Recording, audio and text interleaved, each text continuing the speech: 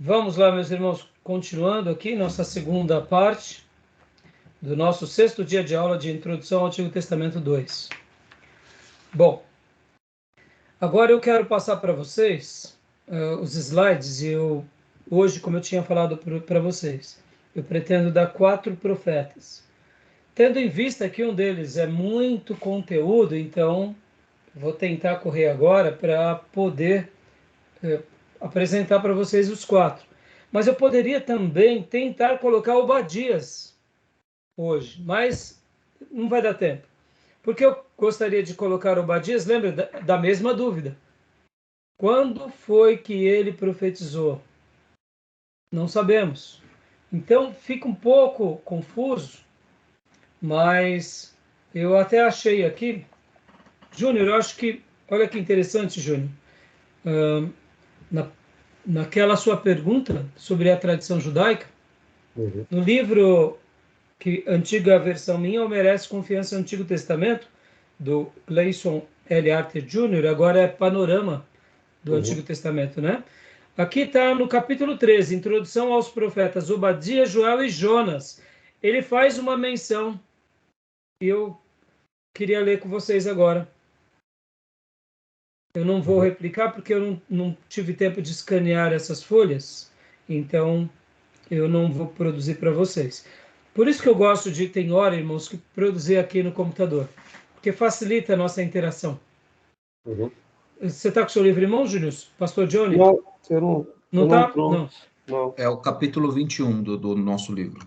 Ah, é? Então como que está o início?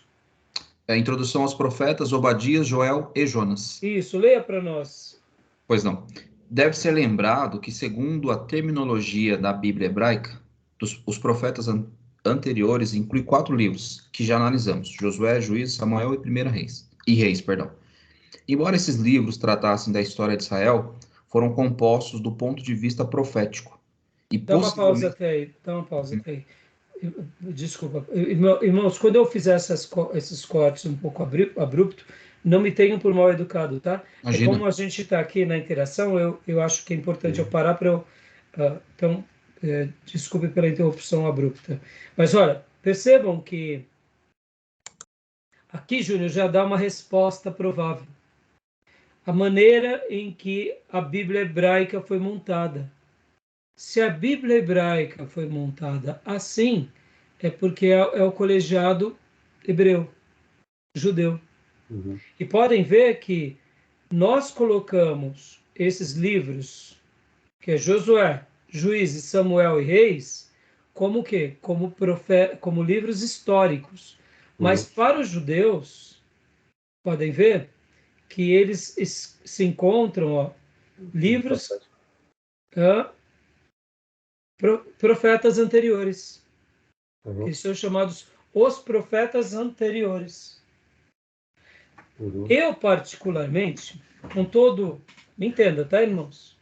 Eu prefiro chamá-los de profetas anteriores do que livros históricos.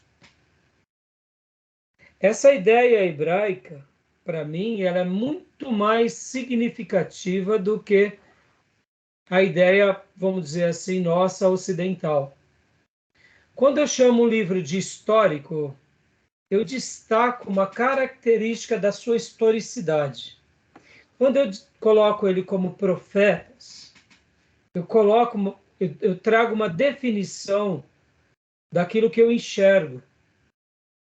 Então, por exemplo, vou até tentar explicar de outra forma. Quando eu falo são livros históricos, a impressão que dá é que eles contêm só história. Eu sei que não é, mas é como se fosse a ênfase predominante. E eu sei que, dissecando um livro pela sua literatura, isso é possível. Mas quando eu olho com esses olhos dos judeus, da Bíblia hebraica, dos irmãos nossos do passado, antes de Jesus, e eles colocam como profetas anteriores, há um destaque diferenciado. Há um destaque de relevância. Por exemplo, só para vocês terem uma ideia, eu, enquanto pregava recentemente sobre o Templo de Salomão, confesso para vocês que veio como um insight, como um presente de Deus para mim. Porque qual que foi a ideia que eu tive? Que no livro de Reis, que é a história da monarquia de Israel, os grandes destaques no livro de Reis são os profetas. E os monarcas que viviam na profecia, que é o grande rei Davi. Pode ver que Saul, o primeiro monarca, desvia da profecia. Davi é o grande monarca que baseia sua vida onde? Na profecia. Davi, ele foi monarca? Foi, mas ele também foi profeta, ele foi poeta, ele foi soldado, mas, sobretudo, ele foi alguém que cumpriu o quê? A teocracia, a escritura. Então, eu poderia dizer que a monarquia de Davi foi baseada na profecia. Vamos lá, Salomão. E o êxito de Salomão? Profecia. Ora a Deus, ama a Deus, faz sacrifício, pede sabedoria, Deus dá sabedoria, ele constrói o templo expande, o reino expande e vai dar ouvido para o conto das 1000 sereias. Pronto, aí a casa caiu. Deus amaldiçoa e divide o reino. Constrói postes ídolos. Pode ver, o próprio rei Salomão, que também era um profeta, porque ele escreve profecias de forma poética, mas não deixa de dizer, enquanto ele estava na profecia, o reino dele foi extraordinário, quase se tornou império. Saiu da profecia, foi criar os postes ídolos. Quem não era profeta, vivia a profecia.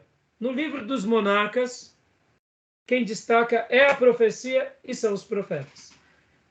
Em tese, essa ideia hebraica de profetas anteriores, eu acho que resgata um valor muito mais importante do que livros históricos. Entendeu? Então, assim, agora, continua para nós, Júnior. Tudo bem até aí, irmão? Entenderam? Entenderam a minha discussão? Uhum. Comentário? Relevância. Pode, relevância, né? Pode ler para nós, pastor Johnny, por gentileza? Pois não. Embora esses livros tratassem da história de Israel, foram compostos do ponto de vista profético e, possivelmente, os próprios autores eram profetas.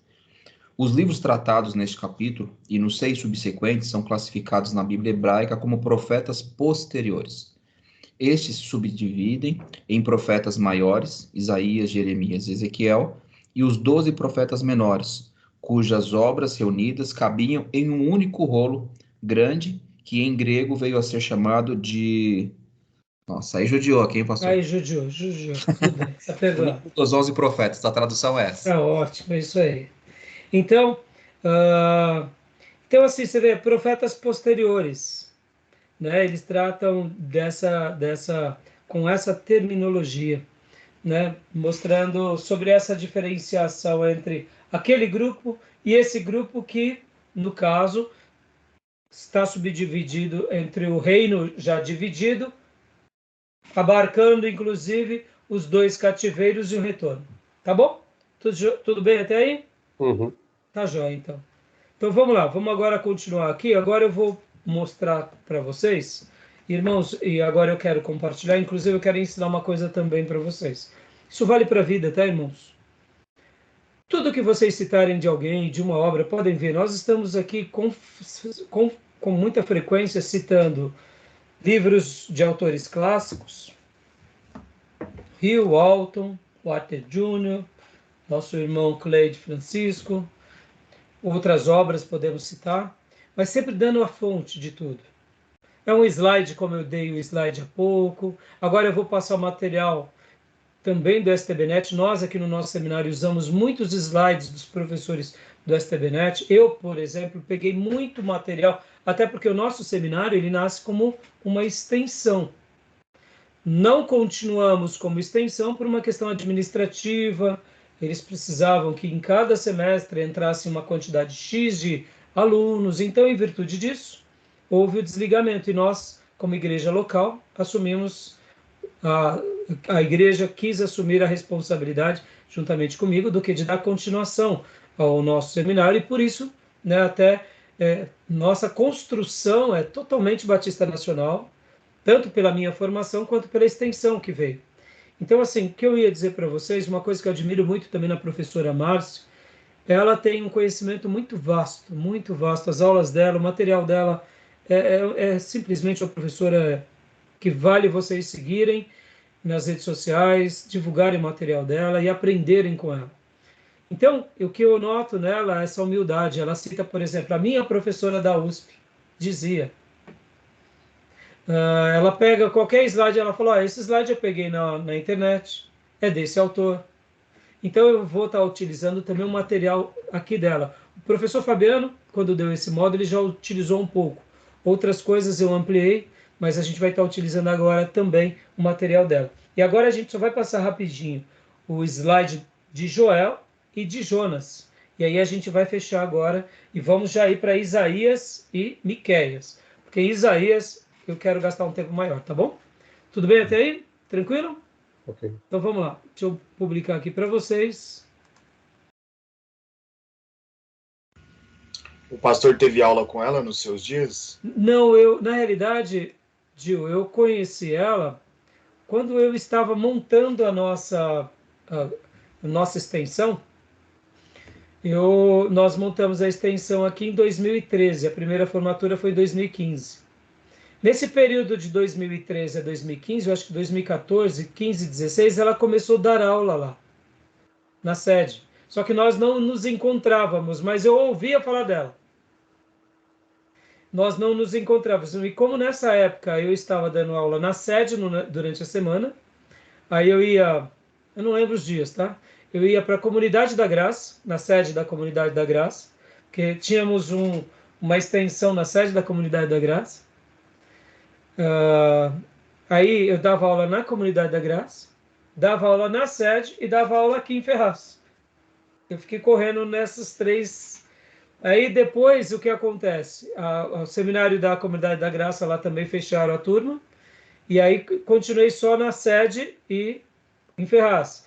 Com a abertura do nosso, eu concentrei muito mais, porque eu precisei de me desdobrar com os professores. Então, eu acabei não cruzando com ela e não conhecendo. Eu nunca tomei um café com ela, mas eu troquei algumas mensagens com ela, ela me atendeu muito bem. E eu tenho, inclusive, aprendido muito com ela. Inclusive, eu já vou até antecipar aqui. Lembra que eu tinha falado para vocês assistirem alguns vídeos? Eu quero depois estar passando para vocês também, no final dessa gravação, e dando aqui as referências. Mas, assim, eu aconselho vocês verem as aulas dela, que está público, está lá no site. Aproveitem e divulguem para o maior número de pessoas. E lembrando, irmãos, tanto aqui na nossa casa quanto lá no STBnet, eu diria, vai sempre ter todo o meu apoio, não só nesses seminários, mas em outros também, né? São seminários muito bons, tá bom? O STBnet na sede, a grande beleza é porque a quantidade de professores é muito maior, então vocês acabam tendo essa experiência com vários docentes. Então, aqui em Ferraz, a gente acaba tendo um pouco mais de dificuldade nesse quesito, né? A nossa estrutura, nossas finanças. Mas, estou fazendo aqui o meu melhor. Espero vocês estarem gostando. Tá bom, meus irmãos? Tá? Uhum. Vamos lá, então. Então, vou compartilhar agora aqui para vocês. Vamos lá. Esses slides.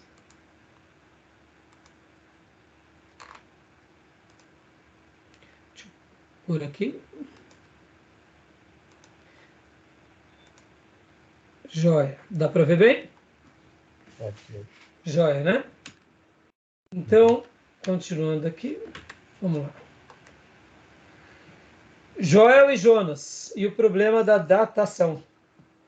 A professora Márcia, inclusive, trabalha nesse ponto. Joel, o dia do Senhor. Leia para nós. Qualquer irmão, quem sentir vontade, pode ler para nós. Autor. Além do nome, quase nada sabemos sobre Joel. Joel era um nome comum. Era filho de Betuel ou Petuel, estes conforme o hebraico. Data. Joel não deu indicações precisas de data. Então não há consenso.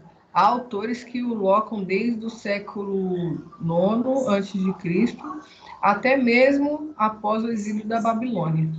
Pragas e gafanhotos eram muito comuns em todas as épocas do Antigo Testamento. Para a discussão mais aprofundada a respeito da data, ler o texto indicado para esta aula, a data do livro de Joel. local. Ao contrário de Amós e Oséias, que se dirigiam suas palavras ao reino do norte, Joel se dirigia ao reino do sul. Então, a professora Márcia, inclusive, ela passa um texto, e aqui ficam as dicas dos livros que eu sugeri para vocês que vocês possam estar pesquisando mais. E também outras obras, tá bom? Esse texto propriamente dito eu não vou disponibilizar. Então, o local, né, pode ver que, ao contrário de Amós e Oséias, as palavras de Joel é específico ao Reino do Sul. Joel, ela põe aqui um slide muito interessante, né, sobre a praga dos gafanhotos, e realmente, né, irmãos, deve ser assustador, né? Você ter uma lavoura, você ter um campo e de repente ver os gafanhotos chegando como numa grande nuvem e devastando tudo. Deve ser um terror para o agricultor. Deixa eu fazer um momento pastoral aqui. Eu costumo pensar, irmãos, que o diabo ele é bem típico. O diabo e as pessoas, eu diria, me permita, tá, irmãos? Eu tenho até um certo temor de falar isso. Pessoas egoístas. Elas só vão onde tem trigo ou onde tem carne. O lobo só vai onde tem carne ou tem sangue. Uma pessoa perturbada que gosta de fazer até a obra de Deus, mas com exploração, ela só vai onde tem trigo. Ela não vai onde tem problema. Me entendam o que eu quero dizer. Eu posso estar dentro de uma igreja, fazendo a obra de Deus, sendo um falso profeta. Se eu for um falso profeta, eu jamais vou gastar tempo com o órfão e com a viúva. Eu vou gastar tempo aonde tem trigo e aonde tem carne. Está entendendo? Os meus cultos vão ser do empresário, não vão ser do mendigo. Os meus cultos vão ser da conquista, não vai ser da cesta básica. Está entendendo? Uhum. Porque cuidar de mendigo, cuidar de criança abandonada, o que ela pode me oferecer? Nada, a não ser trabalho. Trabalho, dificuldade financeira que eu vou ter que levantar recursos. Ou seja, vou ter que ter equipes. Mas e o empresário? Opa, o empresário vai me dar um bom dinheiro. Uhum. Então, por que eu estou dando essa ênfase? Cuidado, irmãos, assim, e aplicando. Né? Podem ver que pessoas, quando você está bem, as pessoas te tratam bem, não porque você é especial, porque você está vivendo um momento especial. No momento em que você passa por uma aprovação, você já não é mais especial.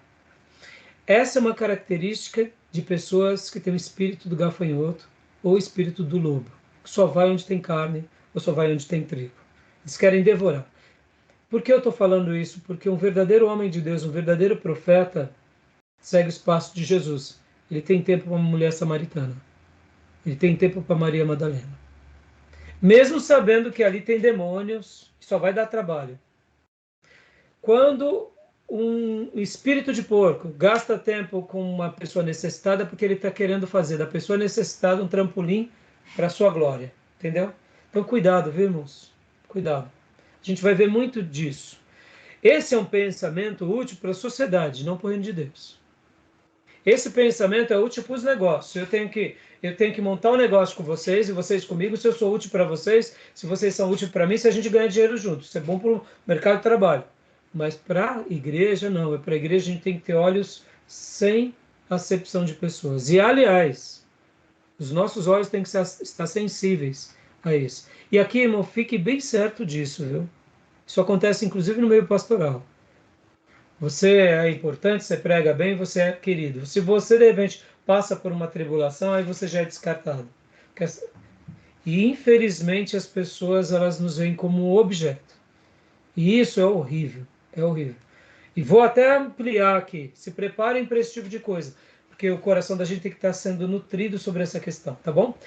A fotinho do gafanhoto, eu me lembrei de várias cenas, e ao longo desses quase 30 anos servindo, uma das coisas que mais eu tomo cuidado é quem tem o espírito de gafanhoto, né?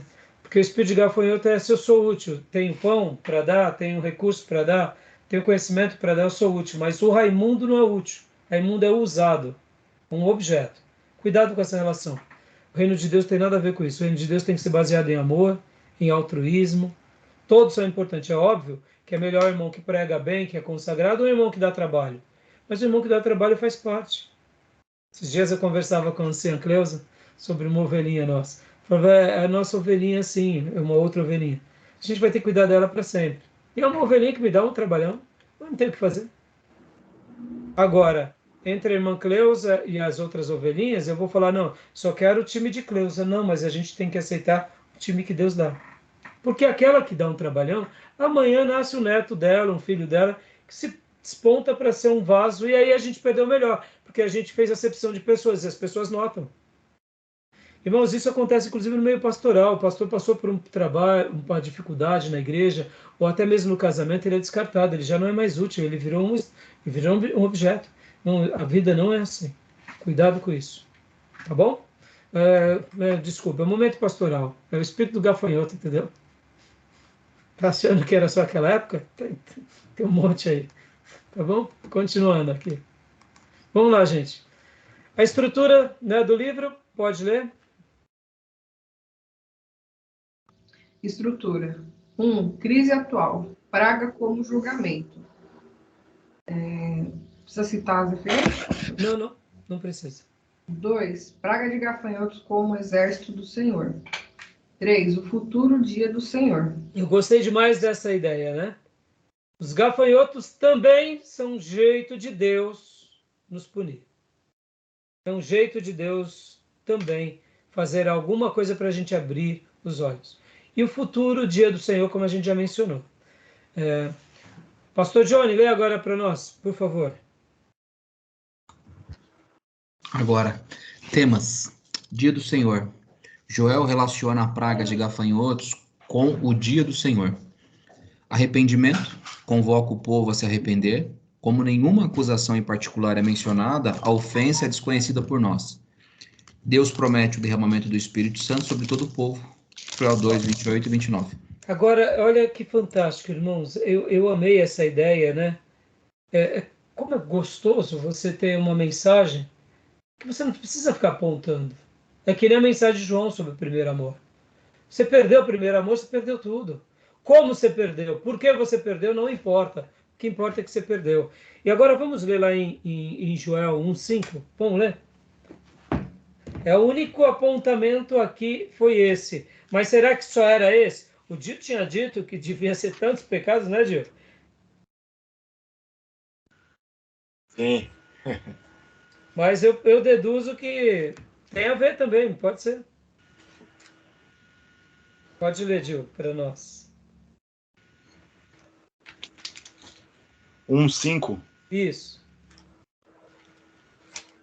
Ébrios, despertai-vos e chorai, uivai, todos os que bebeis vinho, por causa do mosto, porque está ele tirado da vossa boca.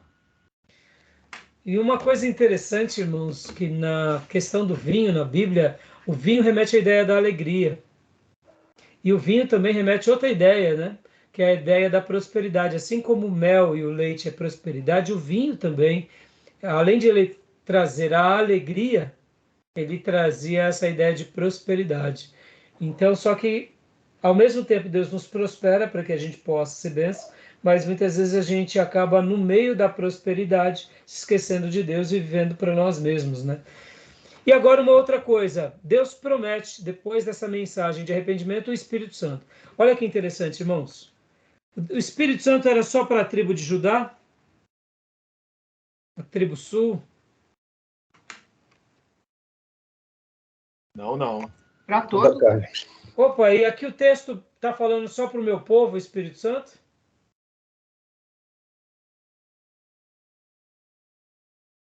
Quando a gente leu lá em Joel 2, que nós lemos inclusive no início, e depois disso, 2:28, derramarei do meu espírito sobre todos os povos, sobre toda a carne. O que isso nos faz lembrar, irmãos? Que o povo judeu vamos imaginar, ele está profetizando aqui para a tribo sul, para Judá. Mas ele não para apenas e diz para Judá, olha Judá, o Espírito Santo é só para vocês, é só para os judeus, é só para o povo de Israel, tribo do norte, tribo do sul. Ele diz, é para todas as nações. Isso me faz lembrar Abraão. Lembra? Abraão seria pai de muitas nações.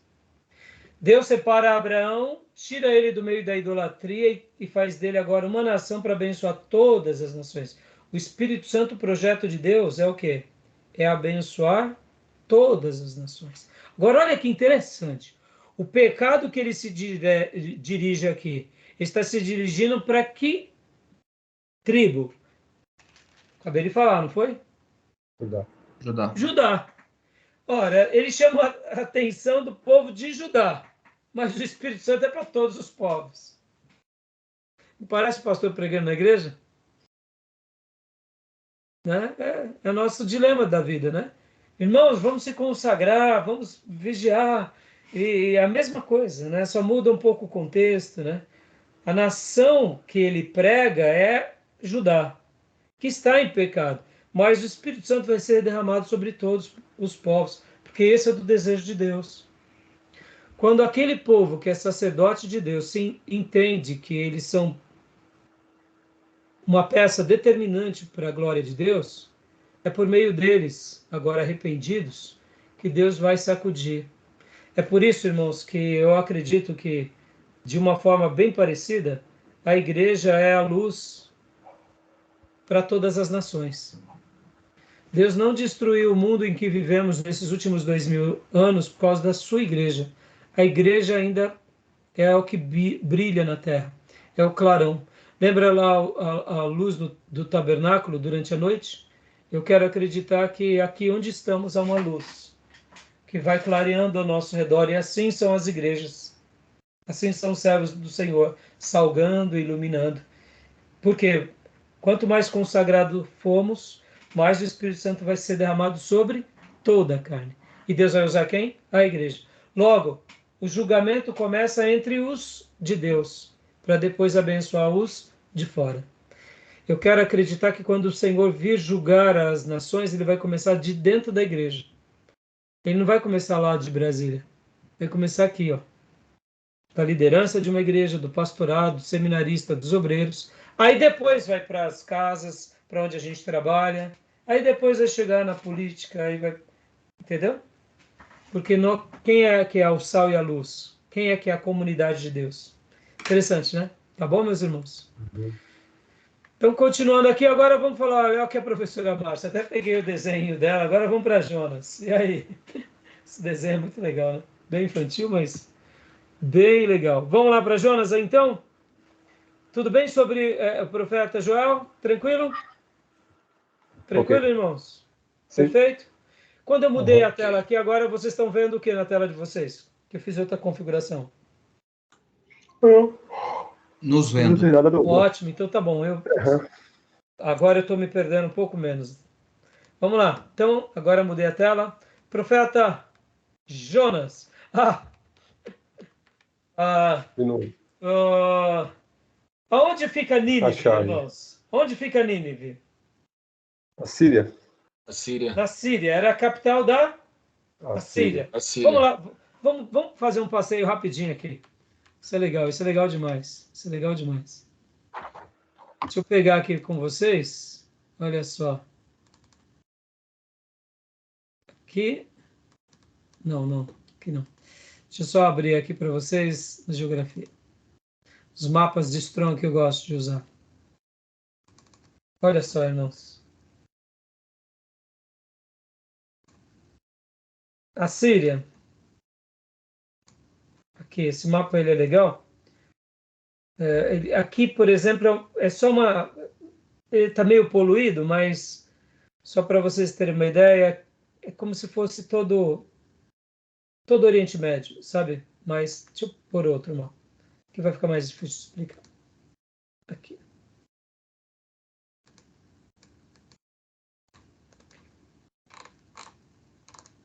O Império Assírio. Lembrando para vocês, aqui está Israel, tribo do norte, tribo do sul, Samaria e Judá, capital em Jerusalém. Bom, Nínive está aqui, literalmente acima do rio Tigre. Aqui embaixo é o rio Eufrates. Aqui eles se unem e aqui é Ur, da onde saiu Abraão. Aqui é a Babilônia. Olha que interessante. Então, perceba, onde está Nínive? Então, quando Jonas ele quer fugir de Deus, ele quer vir para cá, irmãos. Ele quer vir aqui para essa região que é para a Espanha. Ele está indo para o outro lugar. Ó, literalmente, Deus mandou ele para Nínive. Ele está indo para o... Por isso que ele é um profeta bem rabugento, irmãos. Tá?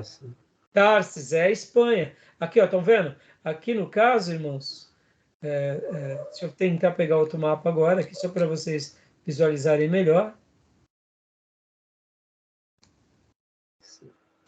Aqui, ó. Aqui, ó. Tarsis é nessa região aqui, ó, Espanha. Tá vendo? Aqui, ó, a botinha, a Itália, tá vendo? Aqui é a Macedônia, Tessalônica, Atenas. Aqui é a Ásia, que é a Síria, Israel. Na realidade, está aqui, irmãos, ó, o Rio Tigre, tá vendo? Aqui em cima é onde fica Nínive, tá bom? Visualizaram? Ficou claro? Uhum. Tudo bem até aí? Então vamos lá. Bom, os irmãos que fizeram homilética comigo vão lembrar dessa história. Um pregador bem fervoroso estava lendo a Bíblia e disse que o fato da mensagem de Jonas ter sido poderosa ao povo de Nínive foi porque logo depois que o peixe o cospe, ele chega em Nínive babado, com a baba do peixe. E ali com a baba do peixe, ele prega e as pessoas veem que é a baba do peixe e as pessoas se convertem. E aí ele fez aquele discurso bem pentecostal, repleto de iluminação, coisas bem de pentecostal que não tem conhecimento, irmãos. Aqui me entendo, tá? Sou um pastor avivado, mas tem muito pastor pentecostal especial, maravilhoso, que jamais pregaria isso, tá? Mas por que eu estou falando isso? A pregação da baba não casa, irmãos, não dá para casar. Sabe por que não? Olha lá, voltando aqui para o nosso mapa. Irmãos, Nínive é quase a mesma distância. Não vamos dizer quase, mas se a gente pegasse aqui por uma questão de reta, ó. Vamos pegar aqui, ó. É bem próximo, é como se você estivesse indo para a Babilônia, tá vendo? Olha a distância. Eram semanas ou meses, dependendo do que você estaria indo. Se você está indo a cavalo, carruagem, né, carroça, mais rápido. Se você está indo a pé, então não tem baba que aguente chegar lá. Até porque, na realidade, possivelmente, né, aqui até, vamos pegar um outro mapa aqui, irmãos. Aqui, esse mapa aqui é legal, agora vocês vão entender outra coisa. Aqui, esse mapa, só para vocês terem uma ideia, tá vendo aqui? Jope. Jope é uma cidade portuária. Aqui temos os filisteus, que são cidades e tem áreas portuárias que são filisteus. Os filisteus eram navegadores, possivelmente eles vieram da Grécia. E nós temos também outros povos navegadores que são os fenícios. É bem provável que ele vá ter pego a embarcação aqui e alguma dessas cidades portuárias ele deve ter saído. Eu deduzo que pode ter sido até mesmo aqui em Jope. Não sei, né? Mas fica aí uma dúvida, tá bom? É que nem nós hoje. Quais são as nossas cidades portuárias no nosso país? Pode ver que o nosso país ele é praticamente quase totalmente, metade dele é costeiro. São poucas as cidades portuárias. Não são muitas cidades portuárias. De Jope, né? Ele pega navio para Tarsis. Então, ele pega para Tarsis. Mas e depois, onde ele é cuspido? E onde fica a baba? Então a gente não sabe, né? Nós não sabemos. Será que foi aqui mesmo, em Jope? Será que foi aqui no povo fenício? Não sei. Então é uma dúvida, tá bom? Uma coisa eu sei, não foi a baba que sustentou a mensagem para esse irmão pregar lá em Nínive, porque não dá, não tem baba que aguente, irmãos. Você É que aguenta caminhar. Hã? o cuspe do peixe foi cuspe de canhão. Foi Ah, assim é. que ele chegou a parar lá em Nínive. Se fosse um míssil, né? Né? Então, até essa ideia, né, essa ideia mais infantil aqui, não dá para fazer, né? Não tem como fazer, né? Exatamente. Não dá. Considerando, eu acho que tudo que Deus fala pra gente, eu acredito que ele voltou para o mesmo lugar da onde ele saiu, né? Pra Pode ter sido. faz sentido, bastante sentido. Falar, você É. saiu daqui, você vai voltar para cá, para ir para onde eu te mandei. Olha, tem muito sentido. A gente sabe do lugar que ele parte, né? Mas não sabe do lugar que ele regressa. Eu deduzo que, sabe, aqui ficam opiniões minhas, tá, irmãos? Eu deduzo que ele deve ter parado em alguma praia ou próximo ali a Jope, e aqueles mesmos marinheiros já tinham contado, a história dele já tinha, sabe, circulado. Alguma coisa assim muito grande aconteceu. E agora ele toma fôlego, a comunidade de fé fala, Jonas, quer fugir de novo? Fique à vontade. Mas eu acho que você não tem escolha, não. E aí eu me lembro de um amigo, irmãos, que inclusive deu aula aqui no nosso seminário. Ele era um homem muito piedoso, um crente muito consagrado, um obreiro. E todo mundo chamava ele de pastor. E toda vez ele dizia para o pessoal, eu não sou pastor. Eu olhava para ele e falava assim, mas meu irmão, você está esperando o quê? Que um peixe saia lá de Santos, venha subindo os nossos rios, vai para o Rio Tietê, vai lá para o Aricanduva, ele morava do lado do Aricanduva. Espere vir uma enchente, te engula para você fazer a obra. Tem casos que assim, né, é tão grande, né? Então, que a pessoa fica fugindo, né? Tem coisas que não adianta fugir, né, irmãos? A gente só aceita e vai fazer a obra. Então vamos lá, vamos ver os slides. Leia para nós mais, por gentileza. Jonas, autor. Não é possível saber ou confirmar que Jonas seja o autor. O livro foi escrito na terceira pessoa. Data. A aceitação de uma data para o livro de Jonas está ligada à questão da interpretação. Se for aceito como um livro histórico, pode ser datado entre 785 e 770 a.C. No entanto, se o livro for interpretado como fictício, como uma alegoria, pode ser datado em qualquer período. Leitura. Joia. A historicidade do livro de Jonas. Então, olha só que interessante, irmãos. Eu não acredito que um livro é fictício. Jesus cita Jonas. Então, quem escreve de fato, nós não sabemos, como o slide aqui menciona da professora Márcia. Eu, particularmente, não vejo problema dele ser o autor, mas nós não podemos afirmar. Eu me lembro de algo que eu aprendi com o pastor Ernesto Anines. O pastor Ernesto Anines, ele dizia o seguinte, nunca afirme o que Deus não afirmou. Isso é uma regra, irmãos. Assim como nós devemos falar com toda certeza algo, toda certeza um texto, quando Deus não disse, a gente não põe certeza. É o caso do autor. Eu, particularmente, creio que Jonas é o autor, porque a palavra do Senhor veio a Jonas, filho de Amitai. Então, o autor que está escrevendo, ele escreve na terceira pessoa. Não é comum um profeta fazer isso, mas pode ser que ele tenha feito isso. Ou foi alguém dos dias de Jonas, registrando a história dele, que não quis se intitular quem escreveu, dando honra a ele. Pastor Enéas, ao afirmar isso, ele dizia, não tenha medo e não fique sendo covarde de dizer que você não sabe. É melhor você dizer algo sendo real e legítimo do que você ficar tentando dizer o que Deus não disse. E eu concordo, irmãos. Muitas vezes a gente diz, não, é isso. Qual é a nossa certeza? Qual é a nossa base? Se não temos, não temos. Agora, não se deixe ser pressionado pela opinião das pessoas, porque a opinião das pessoas, nessa hora, é determinante. Elas querem impor para nós que a gente, de fato, pense daquela forma. E a gente não vai pensar, irmãos. Nunca a gente vai pensar. Tá bom? Então, vamos lá. Continuando aqui. Tudo bem até aqui? Alguma dúvida?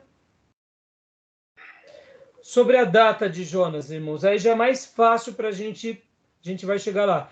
A data de Jonas é um pouco mais fácil. O autor é difícil, mas e a data? Porque a data é mais fácil de chegarmos a esse número.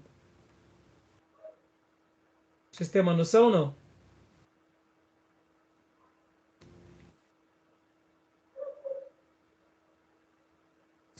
No livro vocês já chegaram no livro texto nessa parte ou não?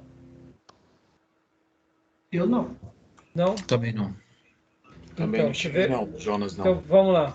Então, vamos abrir aqui. Vamos lá. Vocês vão abrir agora, ó. Eu vou ler para vocês Jonas 1, e um de vocês vão ler para mim 2 Reis 14, 25. Jonas 1 diz: Palavra do Senhor que veio a Jonas, filho de Amitai, com esta ordem. Tá bem claro, né?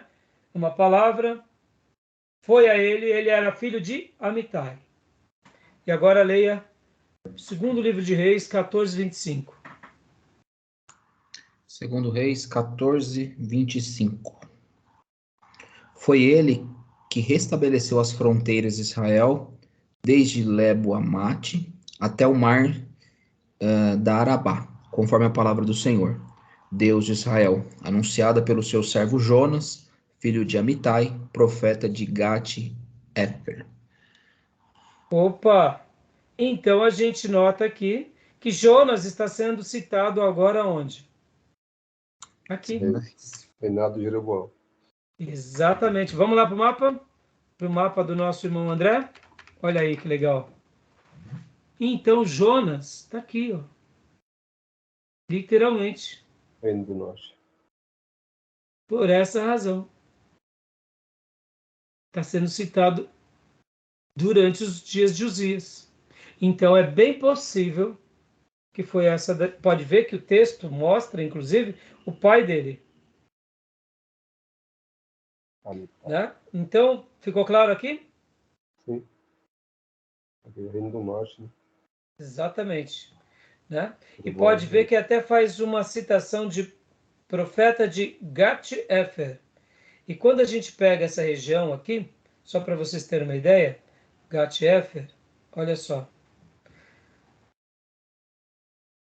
Ela ficava aqui, eu vou até mostrar para vocês num outro mapa. Esse mapa aqui.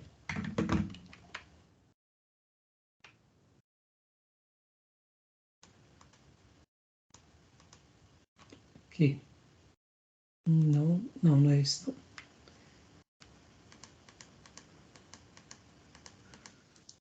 Pastor, Aqui. Oi, pode falar. eu já li comentários bíblicos a respeito de Jonas, que talvez ele pode ter assistido muito sofrimento por causa do povo assírio. Provavelmente amigos morreram na sua frente, os familiares, e por isso talvez ele teve alguma resistência de pegar para Nínive. Sim, sim. Sim, claro, claro. Ser traumatizado por essas... Exatamente. Não tenha dúvida. E a gente vai chegar lá. A gente vai chegar lá. Obrigado, Gil. Aqui, ó. Gat-Hefer. Tá vendo aqui? Uhum. Próximo ao Monte Tabor. Sim. Conseguem ver? Próximo ao Mar da Galileia. Sim. Então, possivelmente, ele foi um profeta na Samaria, nos dias de Jeroboão. Agora, olha que interessante. Vamos lá, olha que legal. Vamos voltar. Ó, 785 a 770. Certo? Uhum. Agora, vamos pegar outro detalhe aqui. Quando que foi que nasce Tigrat-Pileser, que ele começa a reinar? 745, não é isso? Isso. Ó que interessante. Mas aqui, nesse período, a Síria já era um grande império. A Síria já era um grande império. Deixa eu pegar um outro mapa aqui para vocês, só para vocês terem uma noção. Olha como ela é. Por isso, irmãos, quando a gente está estudando a introdução ao Antigo Testamento, é super legal que a gente fique observando os mapas, ó. E por isso que eu tenho essa paciência aqui com vocês, para ensinar esse manuseio. E olha, irmãos, como eu gosto de Bíblias com mapa. Deixa eu até mostrar aqui para vocês. A Bíblia de Jerusalém, a Bíblia de Genebra, aliás, ó, não sei se deixa eu mostrar aqui, deixa eu alterar. A Bíblia de Genebra, aquela Bíblia, né? Os mapas dela são magníficos. Olha só. São mapas lindos. Então, eu particularmente, eu gosto muito de... que eu estou lendo a Bíblia, eu vou para a cidade, que nem agora eu fiz, né? Que a gente acabou de ler um texto e já fomos para o texto. Que cidade é essa? A gente visualiza melhor o momento, o contexto, o episódio, entendeu? Então, voltando aqui, ó. Nesse período, a Síria, ela já era grande. Nesses dias, irmãos, ainda o Império Assírio não tinha bargado aqui ao Reino do Norte, mas eles já pagavam tributos. E a Síria já era grande. Guardem isso, a Babilônia já era grande e o Egito também era grande. Lembra, depois que o povo de Deus sai do Egito, há uma desestruturação no Egito, mas eles continuam sendo fortes. Ou seja, o Império Egípcio, ele continua, houve problemas, ele perde força, perde, mas isso não quer dizer que ele vira um cavalo manco, entendeu? A Babilônia, a mesma coisa. E a Síria, a mesma coisa. Quando ele se torna um império dominante, é outra história, entendeu?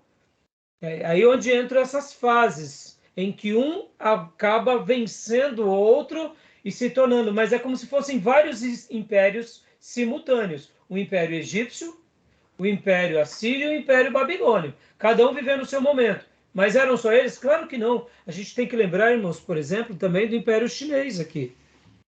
Então, assim, sempre houve essas questões de dinastias. É como hoje, irmãos. Quando a gente pensa, por exemplo, na Inglaterra, irmãos, vamos pensar que a Inglaterra sempre foi praticamente um império. Ela teve as suas colônias na África, teve as suas conquistas na Ásia. Pode ver, vai tendo essas mudanças. Hoje é o Império Americano? É o Império Americano. Mas percebam, a influência dessas grandes nações no mundo nunca mudou. Né? Enquanto o ser humano é o ser humano, sempre vão tendo essas conquistas, tá bom? Tudo bem até aí? Bom, vamos lá então. Continuando aqui. Então, o autor, a data. Tá bom? Ficou claro então a data, irmãos? Ficou, né? Uhum. Mais uma vez, Nínive, né? Aqui, ó, a professora Márcia, ela até pega aqui, por exemplo, e coloca esse slide com as datas, né? Ó, os hititas viveram em 2500 a.C., os assírios foi 900 anos antes de Cristo, ou seja, aqui em 900 anos antes de Cristo, eles já tinham força. Eles vão conquistar praticamente 150 anos depois a tribo do norte. Mas a influência política deles vai ser imensa. Então aqui é bem interessante esse mapa, porque vai mostrando um pouco os sumérios, os acadianos, os caldeus, que aqui no caso seriam os novos babilônicos, tá? Uhum. Então, joia. Aceitando a historicidade. Quem quer ler para nós agora? Quer ler para nós, Júnior? Ok. Os fatos seria situado na primeira metade do século VIII a.C., ocorrendo, portanto, um período de grande otimismo no Reino do Norte. O Império Assírio, que demonstrou sua força no século IX, entrou em declínio, deixando Jeroboão II livre para reconquistar boa parte do território pertencente a Israel na época de Davi e Salomão. Dá uma pausa até aqui, Júnior. Olha que interessante. A professora, ela até faz uma citação chamando o Império Assírio, que ela tinha demonstrado sua força no século IX. No entanto, normal, tem alguns momentos de transição, como acontece até hoje. Se perde a força, se perde aquela barganha política, se perde aquele poder. São períodos de dificuldade, então eles não avançam tanto, mas também eles não retrocedem. Então, o que acontece? Pode ver que Israel, nos dias de Davi e Salomão, não se tornaram quase que um império? Foi. Sim. Por quê? Os outros Porque, estagnaram, né? exatamente, enquanto uns se estagnam, outros continuam avançando. E é isso que a gente... Irmãos, é que nem agora a gente está vivendo, né? Os sociólogos estão dizendo que o milênio agora que iniciou, né, recentemente, esse novo milênio, novo século, principalmente o milênio, será chamado milênio asiático. Possivelmente o mundo passe por essa transição. Pastor, o senhor está dizendo que os Estados Unidos vai deixar de ser a maior economia do mundo? Sim, segundo as pesquisas. Quando isso vai acontecer? Qualquer hora, a China passa a ser a maior economia, passando a ser a maior economia, lembra da aula passada? Das cartas. Aí, pastor, mas peraí, até esses dias a China era o quintal do mundo, era o quintal, agora já não está virando mais o quintal, agora já está virando de quintal de produção, está virando possivelmente agora os patrões. Sem ocupação territorial, né? Sem ocupação territorial. Como era antigamente. E agora imagine com poder de barganha e de influência. Está entendendo porque Taiwan é determinante para a China? Sim. Está entendendo por que os Estados Unidos defendem Taiwan?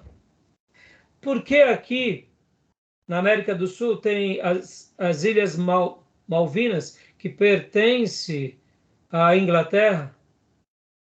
Porque nós temos na costa brasileira, ali perto de Belém do Pará, territórios que pertencem à França? Sempre foi assim, pastor? Sempre foi assim. Mas pertence à França? O que a França tem a ver com um território ali perto do norte do Brasil? Tem tudo a ver. Domínio, irmãos. Sempre foi assim, irmãos. Geopolítica.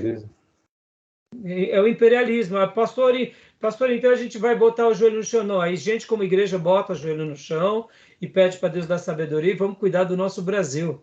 E vamos nos proteger, vamos expandir as fronteiras. E quando se um dia Deus nos permitir ser grandes, que a gente possa ter também situações estratégicas para a gente se preservar. Por quê, pastor? Porque a gente não sabe como são os homens, como são os impérios. Por que os Estados Unidos defende tanto Israel, irmãos? Geopolítica. Israel é a porta para o Oriente Médio. Vamos lá, um mapinha aqui, um detalhe aqui de geografia. Vamos lá. Ó. Vamos pegar aqui um outro mapa maior, aquele outro que eu tinha mostrado para vocês. Esse daqui. Quando você está aqui, e você passa e entra pelo Mediterrâneo, que você literalmente apoia Israel, você tem acesso a todo o Oriente Médio. Você tem acesso à Ásia. Entendeu? Então é estratégico, irmãos. Pastor, mas aqui não foi intervenção de Deus? Sim, irmãos, Deus está na história. Mas a gente também não pode ser ingênuo de que são tomadas de decisões, são situações estratégicas, são questões de geopolítica. Então, eu até indico para vocês, assistam o professor Roque. É muito bom, ele vai fazer várias palestras explicando os contextos da geopolítica, isso é muito legal. Pastor, é sempre assim? Não. E vai ser legal hoje, irmãos, hoje vai ser legal essa conclusão da história de Jonas, porque a gente vai falar um pouco dos povos marítimos. Isso é muito legal. Então, vamos lá, vamos continuar. Então, beleza até aí? Ok. Tá, continua, Júnior, por favor. O Império Assírio demonstrou... É isso, né? Isso, agora é o 3. É o 3, né? Tiglat-Pileser III ainda não havia subido ao trono. Opa! Quando ele sobe, ele é expansionista, lembra? Continua. Sim, sim. A expansão territorial, tanto no Reino do Norte quanto no Reino do Sul, trouxe mais prosperidade que em qualquer outra época anterior da história de Israel. Isso já foi abordado quando falamos do profeta Amós. Ou seja, irmãos, nesses momentos de paz, ou que um reino ou império não estava em expansão, e esse rei era um rei inteligente, havia uma prosperidade. Irmãos, isso é muito importante. Se hoje, irmãos, a gente com bom emprego muda toda a história da nossa família ou não? Um bom emprego.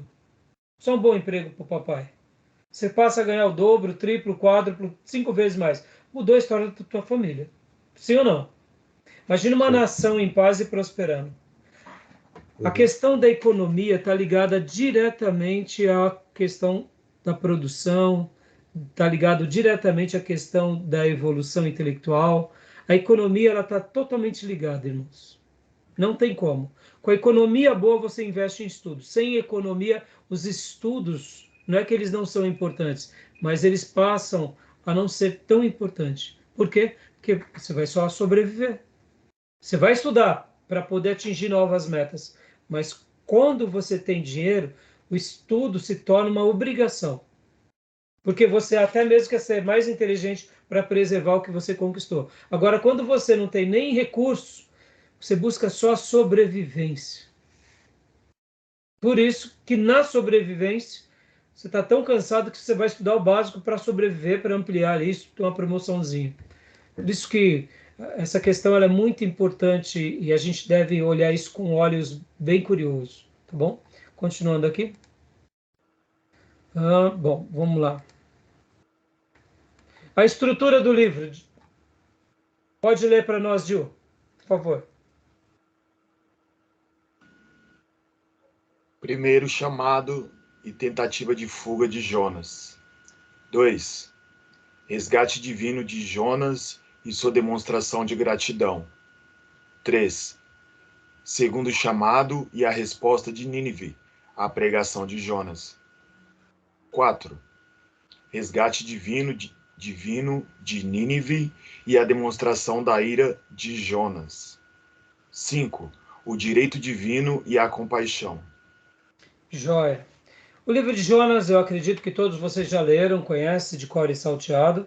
E mais uma vez, lembra que há pouco, quando falávamos sobre Joel, nós comentamos que Joel, o Espírito Santo, vai ser derramado sobre todas as nações.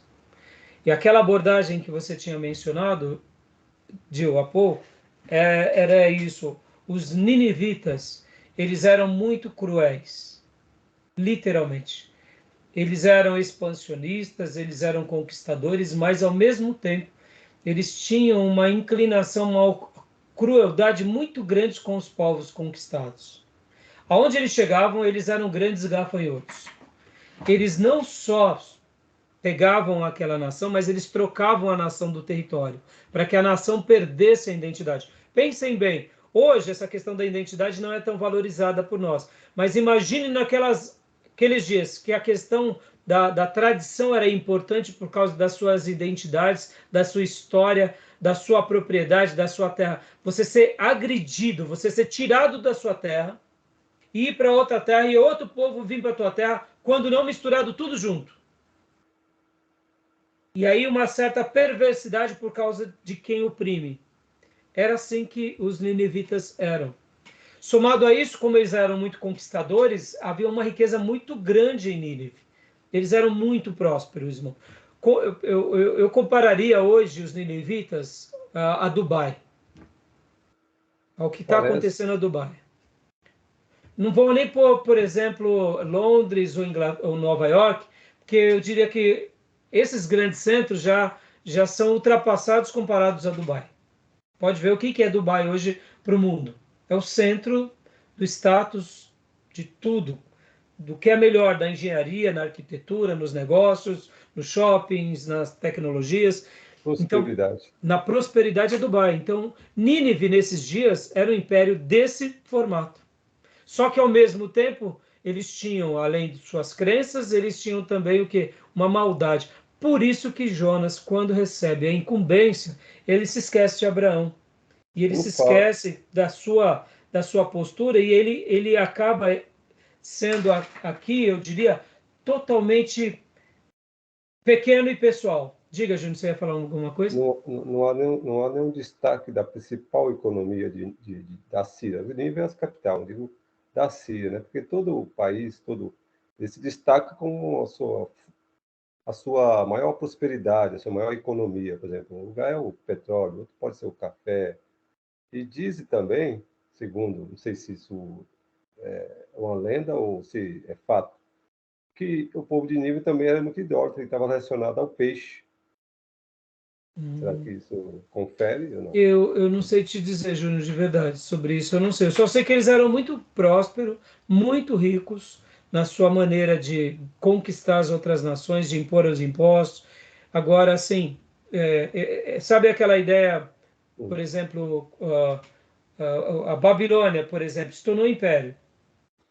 E muitas vezes a riqueza ela vinha para aquela nação por causa do domínio e da maneira que eles sitiavam outras nações, como fizeram com Israel. E depois de alguns anos ia lá e pegava toda a riqueza e levava. Então imagino que uma nação demorou décadas e séculos para acumular nos seus tesouros, nos seus palácios, eles vinham e saqueavam tudo aquilo.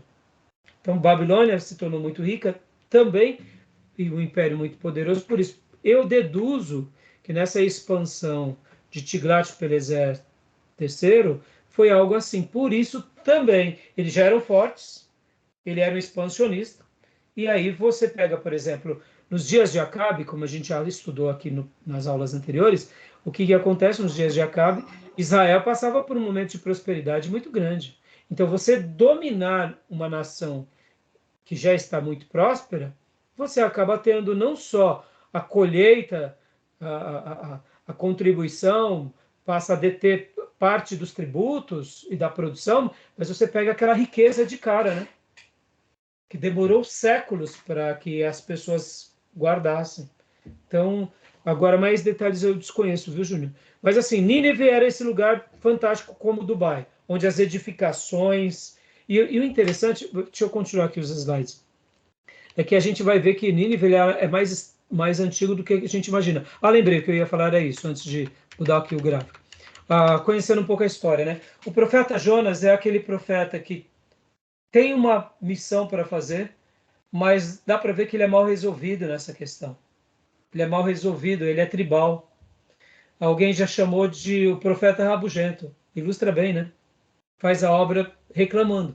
Porque depois que ele tem aquela grande conquista que até hoje os estudiosos vão dizer que foi a maior conversão da história da humanidade. O profeta rabugento, depois da experiência do peixe, da baba, o acréscimo do pentecostal, tá? Ele vai para Nínive, prega em Nínive e ganha 120 mil almas. E ainda ele fica triste porque Deus não os mata. É isso que eu quero dizer, que aquela ideia do profeta Jonas, que o Espírito vai ser derramado sobre toda a carne, o profeta Jonas ele tinha esse coração endurecido. Mas mesmo com o coração endurecido, Deus cumpriu a sua vontade, salvou os ninivitas e deu uma grande lição a ele e a nós, né? Porque muitas vezes a gente pode estar se tornando obreiros rabugentos também.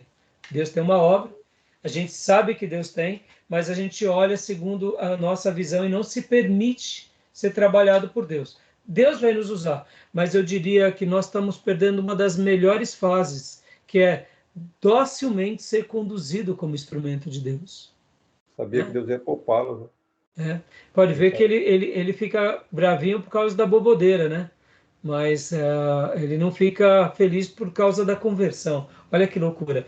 Mais uma vez, lembrando de Abraão, que o povo judeu... Né? Ele cria aquela questão de um povo cruel, ele cria retribuição. Retribuição. Pela crueldade. Ele estava se esquecendo que Deus tinha tirado Abraão do meio do paganismo. Deus tinha levantado a nação... Jonas, né? Deus tinha levantado a nação de Israel como uma nação sacerdotal, que também eles não eram perfeitos. Dá para ver que o viés religioso de Jonas é muito grande. E que os ninivitas, agora convertidos, estavam fazendo o papel do quê? De uma nação abraâmica. Irmãos, pensem nisso. Você concorda que foi um dos melhores momentos de Israel para ter bases de evangelismo fora de Israel? O que não é uma visão vesga ou míope? O judeu, hein? Né? Pregar para outro povo. Né? Aqui era o grande polo missionário. Concorda? Uhum. Perceba que muitas vezes Deus vai nos mover e a gente vai ficar enclausurado no nosso mundinho, nas nossas plantaçõezinhas, nos nossos guetos sagrados, no nosso templozinho. Tá entendendo? E a gente perde a melhor parte, que é o quê? Ser porta-voz de Deus, onde Deus nos levar. E Jonas tem isso daqui. Então vamos lá, continuando. Irmãos, eu vou ter que parar aqui a gravação. Já deu a hora também? Uhum. Só um segundinho. Mais alguma pergunta? Tranquilo? É interessante, né? O livro de Jonas ele suscita muito debate, né? Sim, sim. E agora Bom, eu vou parar a gravação, a gente já abre logo na sequência, tá bom, irmãos? Só um segundinho.